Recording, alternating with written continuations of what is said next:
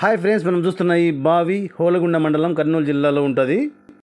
ఈ బావి ఎప్పుడు కట్టించారో నాకైతే తెలియదు, కానీ లోకల్ వాళ్ళు చెప్పిన దాన్ని బట్టి చూస్తే ఇక్కడ బ్రిటిష్ వాళ్ళు అయితే కట్టించారని చెప్పుకుంటున్నారు.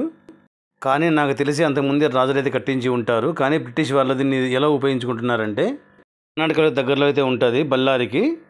మనం చూస్తున్న ఈ రూమ్ కూడా ఆంధ్ర నుంచి కర్ణాటక వెళ్ళినప్పుడు కానీ, కర్ణాటక నుంచి ఆంధ్రాకి వచ్చినప్పుడు కానీ ఇక్కడైతే ఈ బావిలో స్నానం చేసి ఇక్కడైతే ఫ్రెష్ అప్ అయ్యి వెళ్ళేవారంట బ్రిటిష్ వాళ్ళు. ఈ బావి అయితే చూడటానికి చాలా అద్భుతంగా ఉంటుందండి.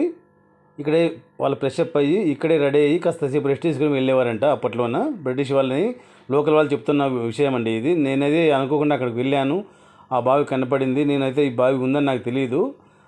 అక్కడేందో ప్రశాంతంగా బయటికి వెళ్దామని వెళ్తే నాకైతే ఈ బావి కనపడింది.